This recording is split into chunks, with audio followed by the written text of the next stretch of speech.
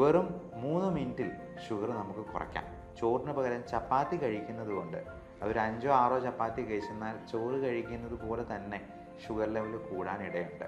നമ്മൾ പാലും മുട്ടയും എന്ന് ഒരുമിച്ച് പറയുന്ന ഒരു കാര്യമാണെങ്കിൽ പോലും ഈ പാലിൽ കുട്ടികൾക്ക് മാത്രം എഫക്റ്റീവായിട്ട് ദഹിപ്പിക്കാവുന്ന ഒരു ഭക്ഷണ വസ്തുവാണ് എന്നുള്ളത് മനസ്സിലാക്കുക. ഈ ഷുഗർ കൺട്രോളിലാണോ എന്നുള്ളത് നമുക്ക് എങ്ങനെ മനസ്സിലാക്കിയെടുക്കാം?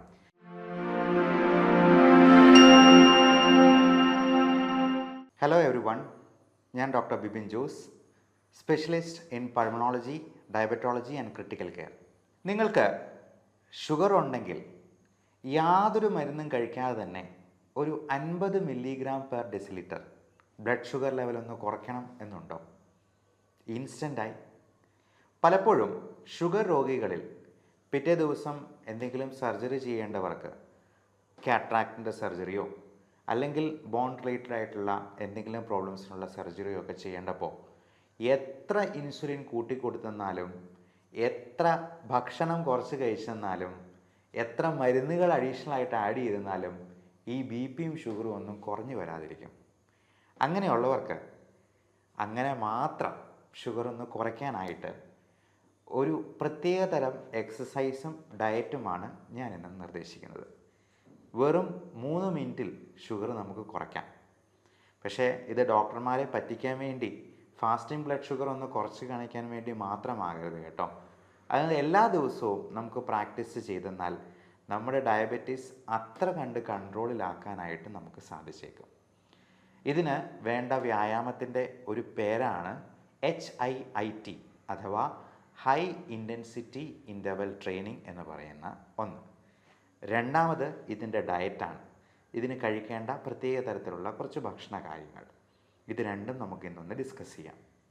ഈ HIIT എന്ന് പറയുന്നത് ഹൈ ഇൻറ്റൻസിറ്റി ഇൻ്റർവൽ ട്രെയിനിങ് എന്ന് പറയുന്ന സംഗതിയിൽ നമ്മൾ ഉൾക്കൊള്ളിച്ചിരിക്കുന്നത് ഒരു 30 സെക്കൻഡ് നേരത്തേക്ക് നമ്മുടെ ഹാർട്ട് റേറ്റ് ഒരു 140 എങ്കിലും വരെ ഉയരുന്ന രീതിയിൽ നല്ല ഇൻറ്റൻസിറ്റിയിലുള്ള ഒരു വർക്കൗട്ടാണ്. 30 സെക്കൻഡ് എന്ന് പറയുന്നത് അര മിനിറ്റേ ഉള്ളൂ എന്നുള്ളത് നമുക്ക് പ്രത്യേകം ഓർക്കാം. ഈ 30 സെക്കൻഡ് നേരത്തേക്ക് നല്ല ഇൻറ്റൻസിറ്റിയിലുള്ള ഒരു എക്സസൈസ്, അത് ഒരു സ്കിപ്പിംഗ് ആകാം, അല്ലെങ്കിൽ നല്ല സ്പീഡിലൊന്ന് ഓടുന്നതാകാം, അതല്ലെന്നുണ്ടെങ്കിൽ ഒരു 20 പുഷപ്പ് എടുക്കുന്നതാകാം, അല്ലെങ്കിൽ 20 സ്ക്വാറ്റ്സ് വിത്ത് ജമ്പിങ് അപ്സ് ഇതാകാം. ഇങ്ങനെ എന്തെങ്കിലും ഒരു എക്സസൈസ് വഴി നമ്മുടെ ഹൃദയത്തിൻ്റെ താളക്രമം നല്ല രീതിയിൽ കൂട്ടി ഒന്ന് ട്രെയിൻ ചെയ്ത് നോക്കൂ.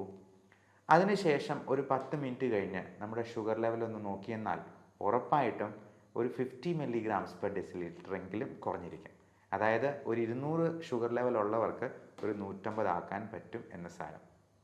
അപ്പോൾ നമുക്ക് ഈ സർജറിക്ക് മുൻപായിട്ട്, നമുക്ക് ഓപ്പറേഷന് മുൻപായിട്ട് ഷുഗർ ലെവൽ ഒന്ന് നോർമലാക്കി എടുക്കാൻ ഒരു വിധത്തിലും സാധിക്കുന്നില്ല എന്നുണ്ടെങ്കിൽ, പ്രത്യേകിച്ചും കാട്രാക്ട് സർജറി പോലുള്ള കാര്യങ്ങളിൽ നമുക്ക് ഈ രീതി ഒന്ന് ഉപയോഗിക്കാവുന്നതാണ്. കാര്യം, ഒന്ന് സ്ക്വാറ്റ്സ് എന്ന് പറയുന്ന സിറ്റപ്സ് ചെയ്യാനായിട്ട് പലപ്പോഴും വലിയ പ്രശ്നമൊന്നും ഉണ്ടായിരിക്കത്തില്ല. ഓൾഡ് ഏജിലാണെങ്കിലും നമുക്കത് എഫക്റ്റീവായിട്ട് ചെയ്യാൻ കഴിയുന്നതാണ്. അതോടൊപ്പം ഇതിന് ഉപയോഗിക്കേണ്ട ഒരു ഭക്ഷണക്രമത്തെക്കുറിച്ചും കൂടി നമുക്കിന്ന് ഡിസ്കസ് ചെയ്യാം. നമ്മുടെ ഷുഗർ കൺട്രോൾ ചെയ്യാനായിട്ട് നമ്മൾ തന്നെ ശ്രമിക്കണം എന്നുള്ളതാണ് ഇതിനകത്ത് ഏറ്റവും പ്രധാനമായിട്ടും ഉള്ള സംഗതി. അതിന് ഒരു ഡോക്ടർ എത്രയധികം ഉപദേശങ്ങൾ പറഞ്ഞെന്നാലും എത്രയധികം മരുന്നുകൾ കൊടുത്തെന്നാലും സാധിക്കുകയില്ല. അതുകൊണ്ട് തന്നെ ഷുഗർ 99% കൺട്രോൾ ചെയ്യാനായിട്ടുള്ള ഒരു വഴിയും കൂടി ഞാൻ ഇതിൻ്റെ കൂടെ പറഞ്ഞു കൊള്ളട്ടെ. അതിന് നമ്മൾ ഇംഗ്ലീഷിലൊരു പേര് വിളിക്കും self monitoring of blood glucose എന്ന്. അതായത് നമ്മുടെ ബ്ലഡ് ഷുഗർ ലെവല് നമ്മൾ തന്നെ ഒരു ഗ്ലൂക്കോമീറ്റർ വെച്ച് നോക്കി എഴുതി വയ്ക്കുന്ന ഒരു രീതി. അതൊരു ഡയറിയിൽ തന്നെ ഒന്ന് എഴുതി വയ്ക്കുന്നത് നന്നായിരിക്കും. ഡേറ്റും ടൈമും ഷുഗർ ലെവലും ഒരു വരിയായിട്ട് തന്നെ കോളം വരച്ചൊന്ന് എഴുതി സൂക്ഷിക്കുക. അത് രാവിലെ ഫാസ്റ്റിങ്ങിലുള്ള ബ്ലഡ് ഷുഗർ നോക്കാം. PPBS, അതായത് ഭക്ഷണത്തിന് ശേഷം 2 മണിക്കൂർ കഴിഞ്ഞിട്ടുള്ള ഒരു ബ്ലഡ് ഷുഗർ ലെവല്. അതോടൊപ്പം 8 മണിക്കൂർ കഴിഞ്ഞിട്ട് 2 തവണയായിട്ടും കൂടി ഒന്ന് നോക്കുക. 3-4 ദിവസം നോക്കുമ്പോൾ തന്നെ നമുക്കിതിൻ്റെ ഫ്ലക്ച്വേഷൻ കൃത്യമായിട്ട് മനസ്സിലാക്കാനായിട്ട് സാധിക്കും. അപ്പോൾ അത് ഭക്ഷണത്തിൽ മാറ്റം വരുത്തിയും എക്സസൈസ് കൂട്ടിയും നമുക്ക് ആ ഷുഗർ ലെവൽ നോർമലൈസ് ചെയ്യാനായിട്ട് കഴിഞ്ഞേക്കും.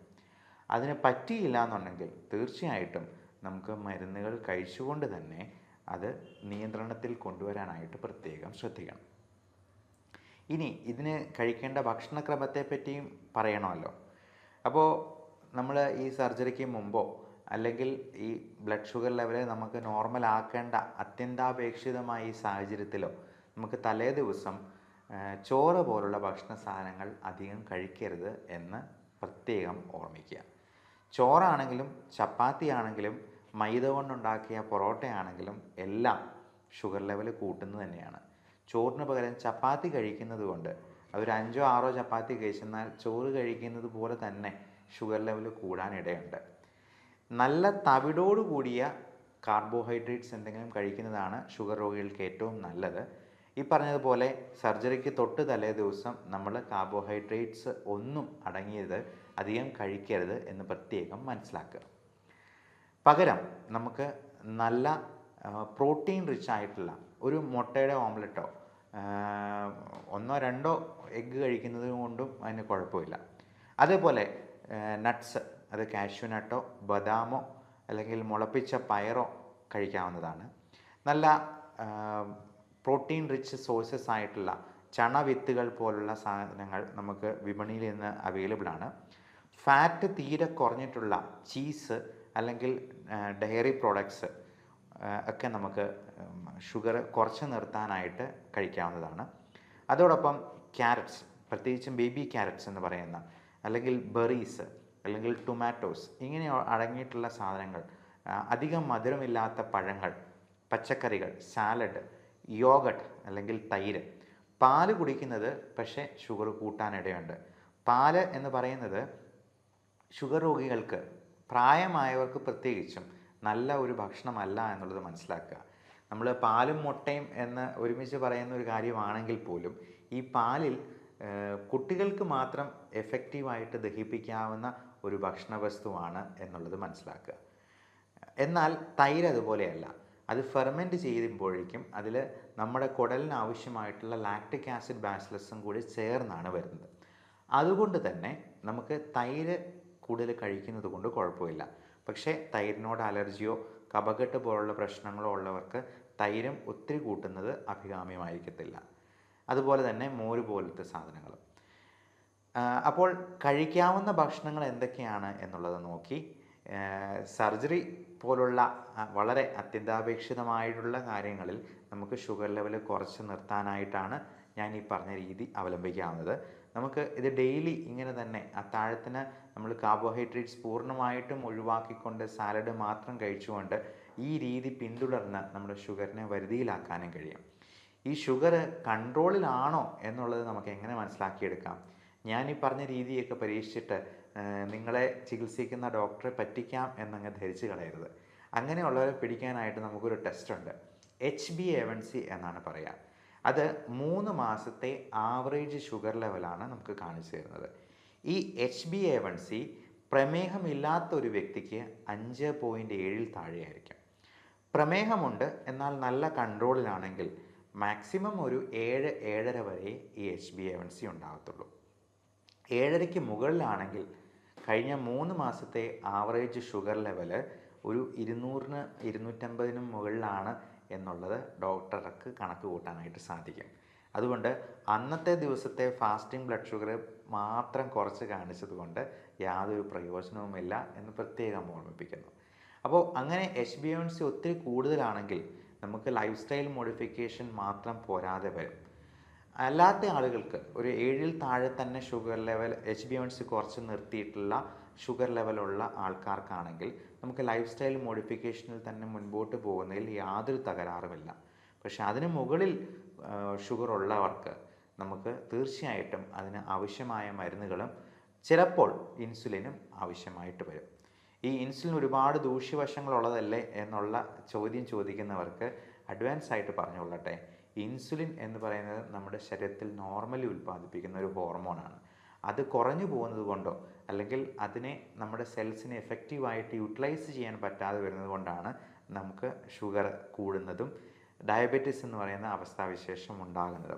അപ്പോൾ ഇൻസുലിൻ പുറമേ നിന്ന് സപ്ലിമെൻറ്റ് ചെയ്യുന്നതിന് യാതൊരു തകരാറുമില്ല. അത് കൃത്യമായിട്ട് എടുക്കേണ്ടവരിൽ എടുക്കുക തന്നെ വേണം എന്നുള്ളതും പ്രത്യേകം മനസ്സിലാക്കുക. അപ്പോൾ ഈ ഇൻഫർമേഷൻ നിങ്ങൾക്ക് ഉപകാരപ്രദമെന്ന് തോന്നുന്നെങ്കിൽ പ്രമേഹ രോഗികളായിട്ടുള്ള നിങ്ങളുടെ ബന്ധുക്കൾക്ക് അയച്ചു കൊടുക്കുക, ഷെയർ ചെയ്യുക. പ്രായമായ നിങ്ങളുടെ പേരൻസിന് 2 പേർക്കും ഡയബറ്റീസ് ഉണ്ടെങ്കിൽ മക്കൾക്കും ഡയബറ്റീസ് വരാനുള്ള സാധ്യത 80% എന്നുള്ളതും പ്രത്യേകം മനസ്സിലാക്കുക. അതുകൊണ്ട് ഈ രീതി നിങ്ങൾക്കിപ്പോൾ തന്നെ തുടങ്ങാവുന്നതാണ്. പലപ്പോഴും മണിക്കൂറുകളോളം ജിമ്മിൽ ചിലവഴിക്കാനായിട്ട് നമുക്ക് പറ്റിയെന്ന് വരത്തില്ല. അപ്പോൾ ഷുഗർ ലെവൽ കുറയ്ക്കുന്ന രീതിയിലുള്ള ഭക്ഷണം അറ്റ്ലീസ്റ്റ് ഡിന്നറിനെങ്കിലും നമുക്ക് അങ്ങനെ ആക്കാനായിട്ട് ശ്രമിക്കുക. ഈ പറയുന്ന മണിക്കൂറുകളോളം ജിമ്മിലുള്ള വ്യായാമം ഇല്ലാതെ തന്നെ നമുക്ക് ഇൻ്റർവെൽ ഇട്ടുകൊണ്ട് തന്നെ ഈ HIIT നമുക്ക് ജീവിതത്തിൽ പകർത്തിക്കൊണ്ട് നമ്മുടെ ഷുഗർ കുറച്ച് നിർത്താനും അതോടൊപ്പം നമ്മുടെ വെയിറ്റ് റെഡ്യൂസ് ചെയ്ത് നിർത്താനായിട്ടും പ്രത്യേകം ശ്രദ്ധിക്കുക. ഇപ്പോൾ മാൽന്യൂട്രീഷനല്ല, മോൾ ന്യൂട്രീഷനാണ് മിക്ക രോഗങ്ങൾക്കും കാരണം. അതായത് പോഷകാഹാരത്തിൻ്റെ കുറവല്ല, പോഷണം കൂടിപ്പോയതുകൊണ്ടുള്ള പ്രശ്നങ്ങളാണ് പലരിലും അസുഖങ്ങൾ ഉണ്ടാക്കുന്നത് എന്ന് നമുക്ക് എല്ലാവർക്കും അറിവുള്ളതാണ്. So everyone stay healthy. ഈ വിഷയത്തെപ്പറ്റി എന്തെങ്കിലും സംശയങ്ങളുണ്ടെങ്കിലോ ടെലിമെഡിസിൻ ആവശ്യമുള്ളവർക്കോ ഈ കാണുന്ന നമ്പറിൽ വാട്സപ്പിൽ ബന്ധപ്പെടാവുന്നതാണ്. 9567710073 എന്ന നമ്പർ നോട്ട് ചെയ്ത് വയ്ക്കാവുന്നതാണ്. Thank you.